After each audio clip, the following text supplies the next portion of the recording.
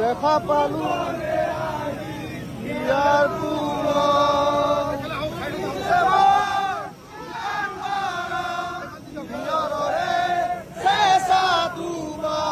নামিয়া ৰোদৰে মুৰুদে পতি ধুমুহাৰ ঘটে বহুৰু কৰে নাচু এন্ডাৰু ঘটে বহুৰু কৰে নাচু মুৰুদে পতি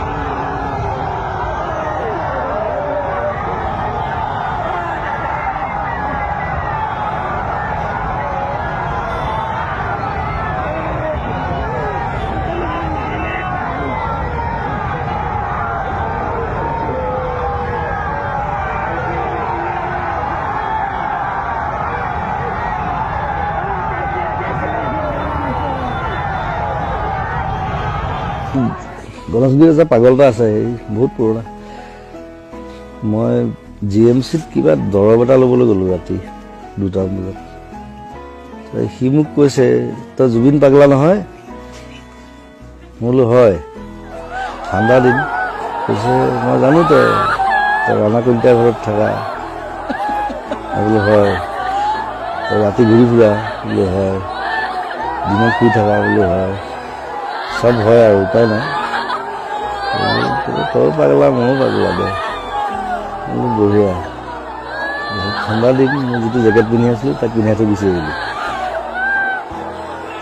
মোৰ সেই ধৰণৰ ঘটনা ঢেৰ আছে, পাই থাকোঁ এইবিলাক।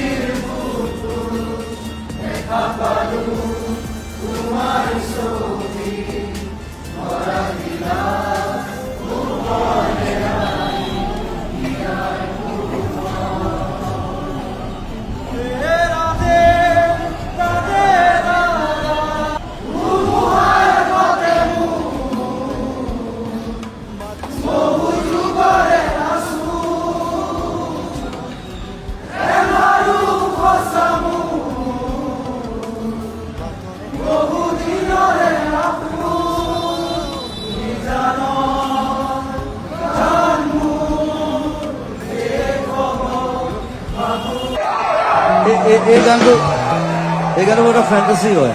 মই যেতিয়া মৰিম গোটেই অসমত এইটো গান গাব লাগিব। তুমি যে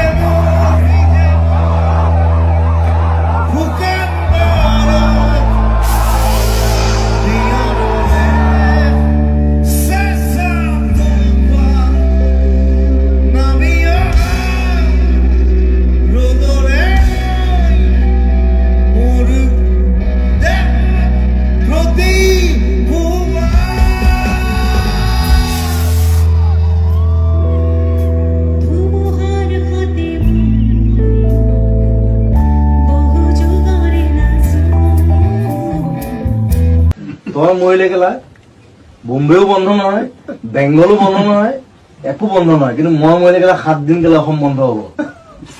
because you are not a legend, I am a legend.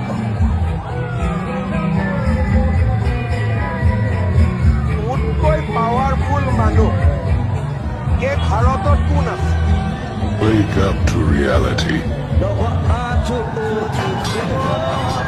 মই আহিলে তোমাকে চিঞৰিলে ভাল লাগে অ' কেলা তুমি দে বুলি কবি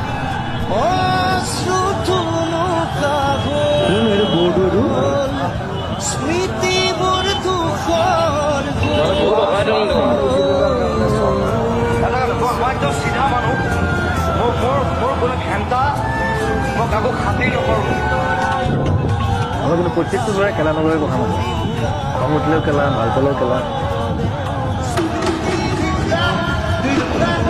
মই গান গাই আছো হে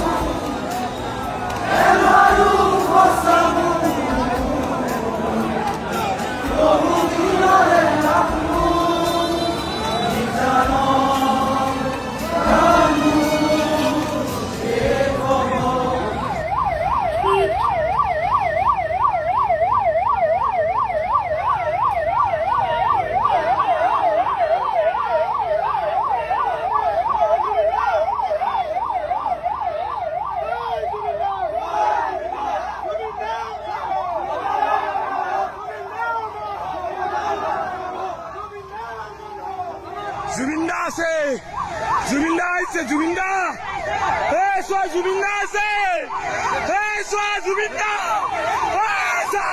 এই জুবিনদা আহিছে এই জুবিনদা আহিছে এই জুবিনদা আহিছে এই জুবিনদা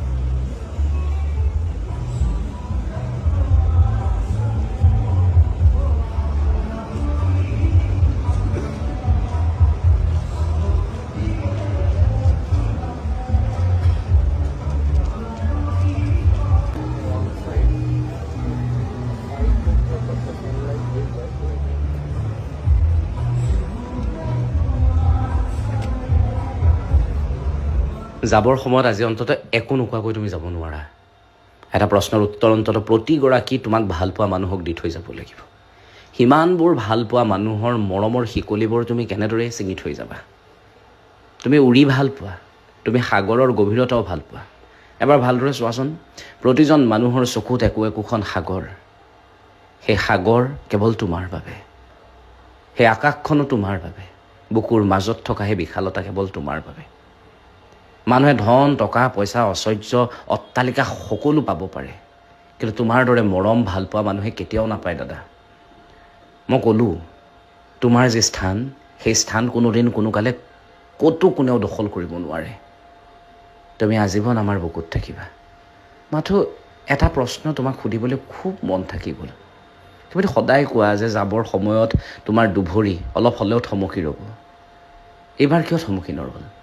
খুব মিছ কৰিম দাদা, বহুত ভাল পাওঁ তোমাক, সঁচাই কৈছোঁ।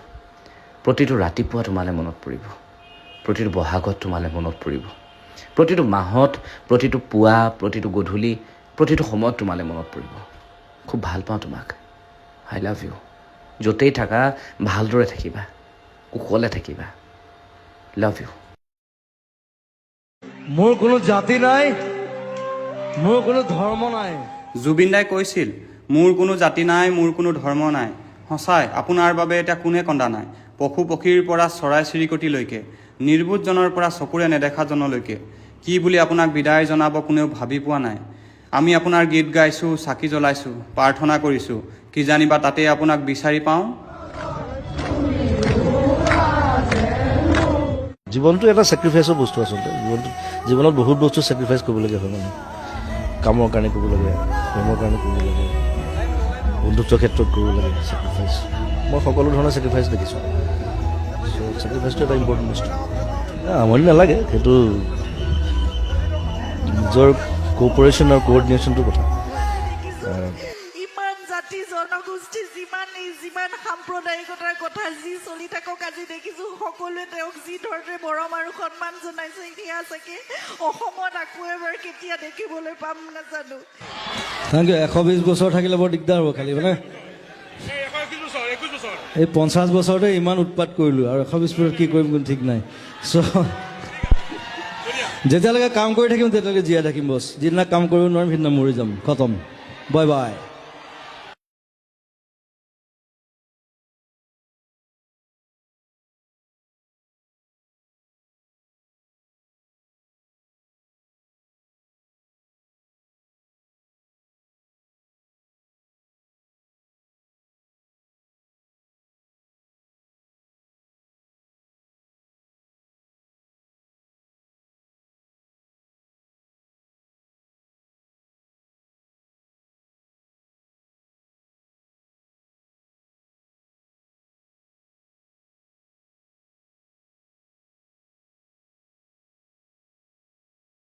সদায় নিজক মই আধা বঙালী বুলি কওঁ, কাৰণ বেংগলী মানুহৰ লগত ডাঙৰ হোৱা। কিছুমান ব্যক্তিয়ে মইতো নকৈ নোৱাৰোঁ, মই কৈ দিওঁ চব কথা। মই চিধা মানুহ আৰু মই সদায় নিজক মই আধা বঙালী বুলি কওঁ, কাৰণ বেংগলী মানুহৰ লগত ডাঙৰ হোৱা। মই 8 বছৰ কৰিমগঞ্জত আছিলোঁ।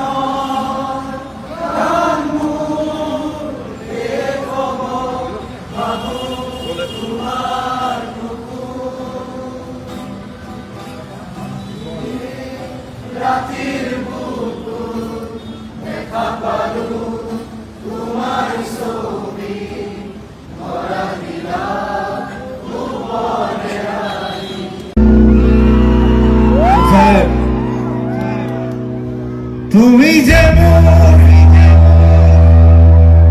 ফুকা